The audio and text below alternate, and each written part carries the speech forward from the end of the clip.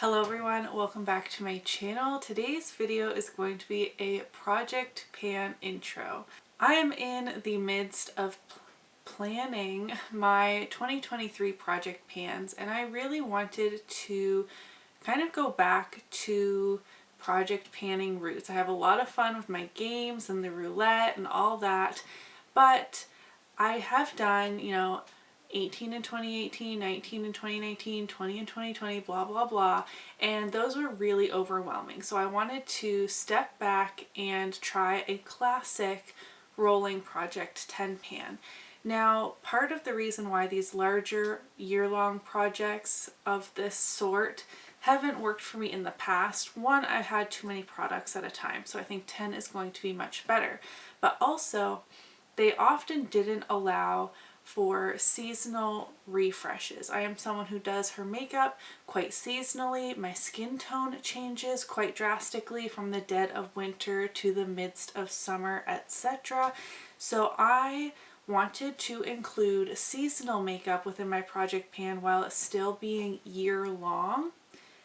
And then knowing I wanted to have like a rolling 10 pan winter edition, I decided why not just start now in December.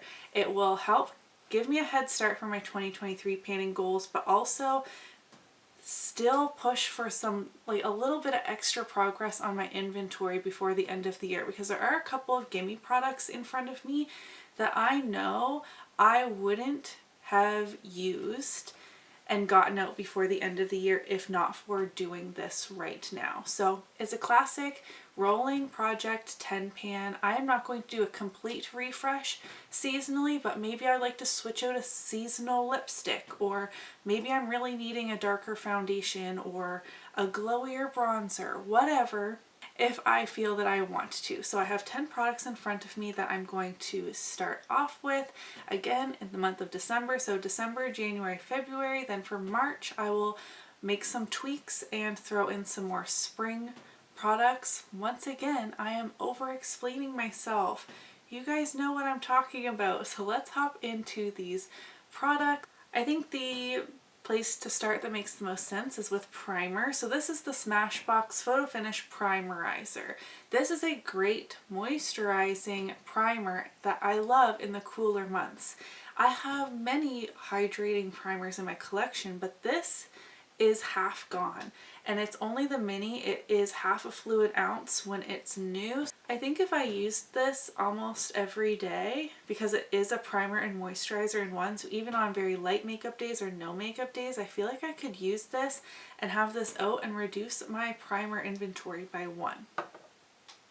Similarly, also Smashbox, coincidentally, this Halo Healthy Glow All-in-One Tinted Moisturizer with Broad Spectrum SPF 25. It does expire next May, so I wasn't too worried about that, but it's only 7 mils of product. This is unused. I was going to say brand new, but it's not brand new in my collection. I did put this in my most recent Shop My Stash, and then I found myself still not gravitating towards it. I was still using the foundation that is in a project pan every single day, which is great. But I put it in my Shop My Stash thinking, oh, maybe I could finish this in the next month or so and reduce my inventory numbers, but that wasn't happening. So here I am, shoving it into a project at the very end of the year, hoping to, again, reduce my inventory by one. I think because that's just a tinted moisturizer, I could finish that off pretty easily. One I think that will be in for quite a long time. I have a concealer, my Urban Decay Naked Skin Concealer. I believe this is now my oldest concealer now that I used up my MAC Pro Longwear. I have the shade Fair Warm in this. Fair Neutral was my perfect shade. That was sold out one time when it was on like clearance, so I bought Fair Warm thinking, oh, it'll be fine. It's not really fine. I need to set it with a more pinky toned powder to like neutralize it a little bit. I do have neutral leaning warm undertones, but I really do prefer a neutral or even leaning slightly cool under eye concealer. I just feel like it brightens up my face a bit more. So this isn't a great shade for me. It was tipped over in my bin, but I did have everything sitting upright and marked it. And I'm right here. at the E. So, I mean, I still have almost 3/4 of this, if not, I don't know, maybe 2/3 of this. So again, this isn't going to be done by the end of the year, but this is a very light concealer and it's lightweight. So I think that it will be good for me in the winter time. So that I will probably just keep in until it's finished, because it will work in the winter, it will work in the spring if it goes on for that long. My oldest powder. This has been in many project pans. This is the most disgusting looking packaging ever. This is from Bare Minerals. Their Ready Touch Up Veil Broad Spectrum SPF 15 Translucent Powder. Obviously, I'm not trusting the SPF claims in here anymore. There is a huge dent in this powder, but there has been for a very long time. I would like to finish this. This just needs to get out of my collection. It's way too old. I mean, first step is obviously hitting pan in this, but this will be staying until it is gone. Next, this is a throwback. If you guys have been with me for a couple of years, you will have seen the struggle I had to even hit pan in this. Now, Rebecca Morgan finished off the Body Shop Honey Bronzer, which is an incredible feat because this is extremely hard pressed. And it is very light and is only visible on my skin in the winter. I have a few light bronzers. So my goal for now at least is to completely see that second ring. Now I did hit pan in it and I saw the first ring, and then I did break off a few chunks to mix in. I made like a Franken bronzer with one that was a bit too dark for me.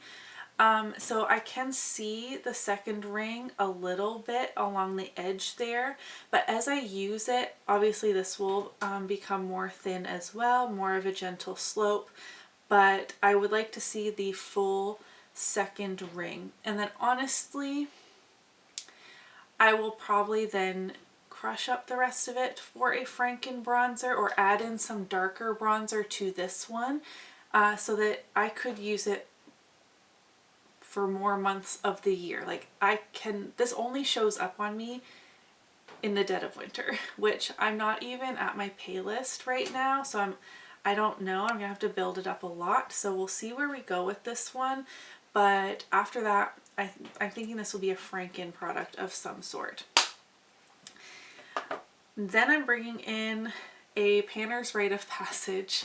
This is the Tarte Party Blush. This was a birthday gift many, many years ago. I have worked on it in projects in the past, and I can still perfectly see the embossing. I will take pictures so that we can track progress and also probably take weights, see if that works for me, but I don't have that information with me right now, so we'll talk about that in the first update. I would like to hit pan on this. And then I think I'll be ready to switch it out for something else. But I think that this is going to be here for a very long time. One of my absolute favorite highlighters in my whole collection works the best on me at my fairest, and that is ColourPop Smoke and Whistles, a Super Shock highlighter. I have had this for many, many, many years. It still feels just as smooth and creamy as it did when I first got it. The formula has held up so well. I can see it starting to pull from the edge, like the slightest bit over here, but it doesn't feel dry in any way. The cat's scratching at the door. But this deserves to have a pan showing in it. I feel like I've worn it down pretty evenly. That's not to say it's super thin in here, but I haven't been like just sticking my finger really hard in the center. I hope you can see that here, but I would like to have pan in this. And then again, I have so many highlighters that I think I'll be ready to swap it out at that point, but we shall see. I did put one eyeshadow in here, and it is also a Super Shock. I was just having a look at my Super Shock collection. I have quite a few, and I feel like I'm not utilizing them as best as I could be. And then my eye was just immediately drawn to this like plummy burgundy purple shade. I don't even know how to describe it, but this is the shade Porter, so it must have been in collaboration with Kathleen Lights, and it says it's a metallic but looking at it, it almost looks like one of their matte with glitter shades, which is a more recent formula than this is, that's for sure. But it still feels creamy. And again, I would like to hit pan on this. I do have quite a head start on this, so I'm sure it's only going to take a few uses, but as with all of my makeup, I really don't use it unless it's in a project. So we're putting it in. And then I have two lip products that will probably be in here for quite a long time, especially this guy. I think this is my oldest lip gloss, maybe not, but I have a sneaking suspicion that it is. This is the NYX Butter Gloss in the shade Creme Brulee. I bought Creme Brulee and Apple Strudel at the same time. Apple Strudel is a very vibrant peachy pink, so I think I'll roll that one in spring summer and work on this one in the winter, but again, we will see. I know for a fact that these are very hard to pan. They have 8 mils of product, which is quite a bit for a lip gloss. This formula still seems perfectly fine. I am seeing cracking right here, so I mean, it's obviously not absolutely full. I've used it a lot over the years. I think I'm repeating myself. Oh, I am seeing a little bit of discoloration, but it still smells fine. I did check all of these products, and I want to try and use this up because it's getting very old. And then one of my oldest lipsticks is a ColourPop Lippie Sticks in the shade Lumiere, a Kathleen Lights collaboration. This is a matte lipstick, and I'm actually panning the matching lip liner in my whole collection project pan currently. So obviously these will pair very well together, and I still have a lot of this lipstick left. I will measure this out, but because this is one of my oldest lipsticks, I'm kind of having like a use it or lose it.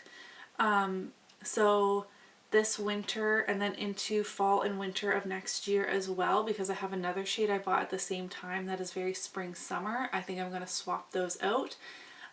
Whatever is left by the end of 2023, I think needs to be tossed. Like, these are old. 6 or 7 years. 6 years, I think. Very old, so I would like to use this up. So I'm pretty happy with the variety of products I put in here. I think they all will work into what I'm currently panning really well, and also keeping in mind that most of my projects are ending in the next couple of days, and I kind of have a month of freedom, but I will be working on these products here. I think they're all very versatile, and I'm really excited about this. Obviously, for the first update, I want these two especially to be rolling out. I want them to be empties in my 2022 empties. And the other product I think I could be rolling out is the Super Shock. Because I don't think it will take very many uses for me to hit pan on, and I don't know if I'm going to like hit pan on a Super Shock, roll in a different Super Shock. It will all depend on especially like how my whole collection project pan intro goes. We'll just see. I'm just excited to have a smaller rolling 10 pan that I have full freedom of choice with. I love my roulette and, you know, my deck of panning project, but sometimes they're a little tricky to strategize other projects around. Do you guys agree with that? You'll have to let me know if you are doing a rolling project 10 pan in 2023. Do you think it's smart? I'm getting a little bit of a head start. Also, if you've made it this far, should I join Partners in Cream again? I missed the first year, participated the second year, missed this year, and it would be 5 extra products, a whole nother project, another video to add into the schedule. But I just love the community around the Partners in Cream project, and I miss that like camaraderie, if you know what I mean. But you'll have to let me know. Should I do it?